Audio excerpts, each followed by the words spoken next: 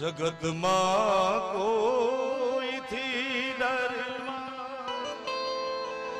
હજી હું બેઠો છું, હજી હું બેઠો. રાજભા ના સ્વર્ગસ્થ પિતાશ્રી ગોવિંદ બાપા માટે રાજભાઈ એમના જીવતા જીવ એમને કવિતા સંભળાવેલી. હું પ્રયત્ન કરું કારણ કે મારા તમારા જીવનમાં મા બાપનું સરખું મહત્વ છે. માને ઘણા કવિઓ મળ્યા છે, માને બિરદાવતા, બાપને બહુ ઓછા કવિઓ મળ્યા છે. અને એ તમે બાપ બનો પછી ખબર પડે બાપની કિંમત શું છે. રાજભાનો એ વિડીયો ઘણો વાયરલ, ઘણા લોકોએ એની નોંધ લીધી. કારણ કે બાપ છે ને, અને એ રાજભાને જીવતા જીવ કહેતા હું બાપ બેઠો છું. એ ના કવિતા રાજભા પ્રયત્ન કરું. ઉપાધિ કોઈ તું કરમાં, ઉપાધિ કોઈ તું કરમાં, હજી હું બાપ બેઠો છું, હજી તારો બાપ બેઠો છું.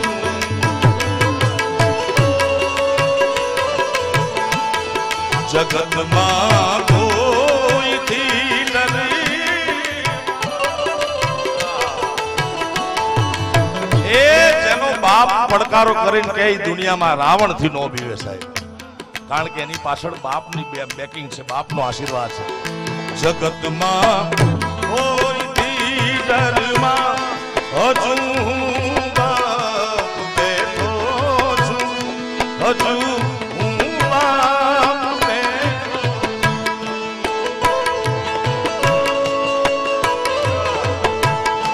તારા સંતાપ ખભે લઈ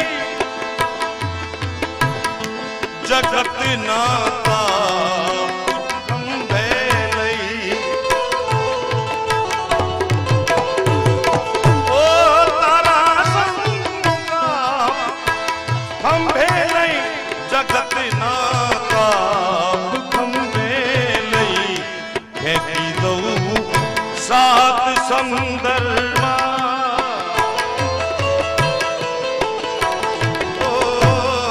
ફેંકી દઉં સાત સમંદરમાં, હજી હું બાપ બેઠો છું, હજી મારો બાપ બેઠો છું. ઉપાધિ કોઈ તું કરવા,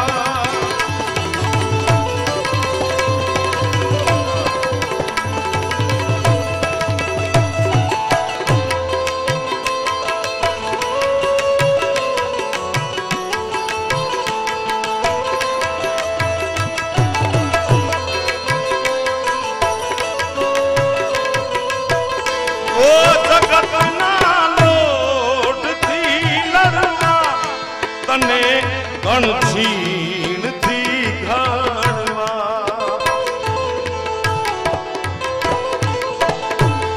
જગતના લોટથી લડવા, તને ગણછીણથી ઘડવા, કરું ચેતન તું જડવા,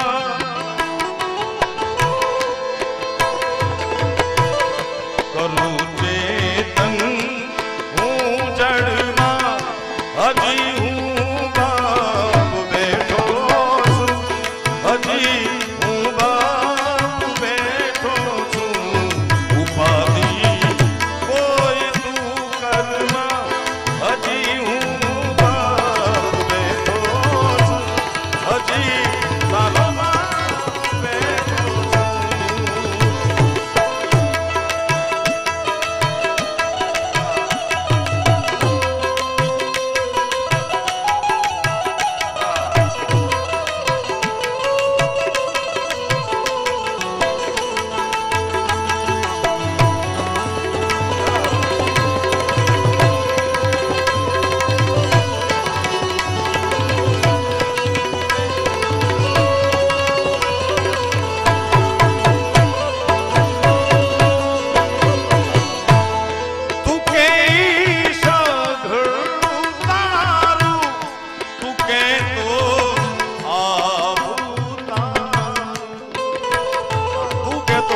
તારું તું કહેતો આવું તારું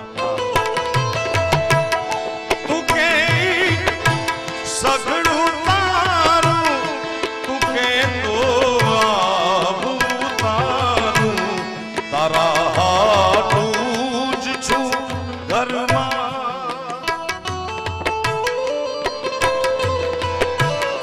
તારા હાટું જ છું ઘરમાં હજી હું બાપ બેઠો છું હજી હું બાપ બેઠો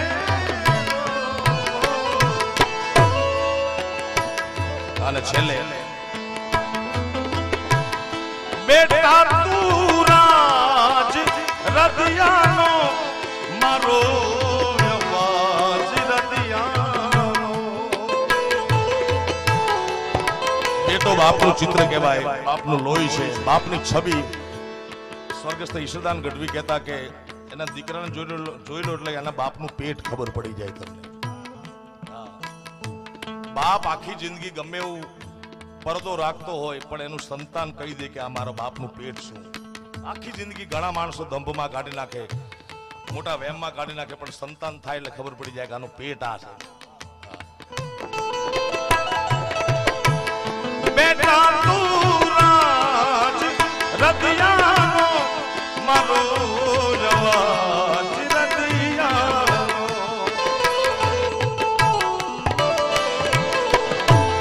મૂકું છું હાથ લે શરૂમાં તારા માથે મારો હાથ છે અને આ કવિતા સંભળાવી રાજભાઈ કીધું કે મને મારા બાપુજીએ જિંદગીમાં કોઈ દી નથી કીધું કે વાહ રાજિયા અને આ બાપ મેં રાજભાને એ કીધું મેં કીધું આનાથી મોટો દુનિયામાં કોઈ એવોર્ડ ન હોય પોતાનો બાપ કે વાહ રાજિયા મૂકું છું હાથ લે શરમાં હજી હું બાપ બેઠો છું હજી હું બાપ બેઠો છું પાધી કોઈ તું કરવા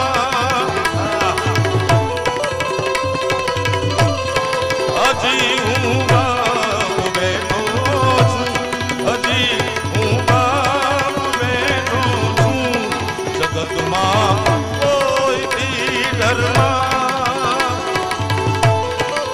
જગતમાં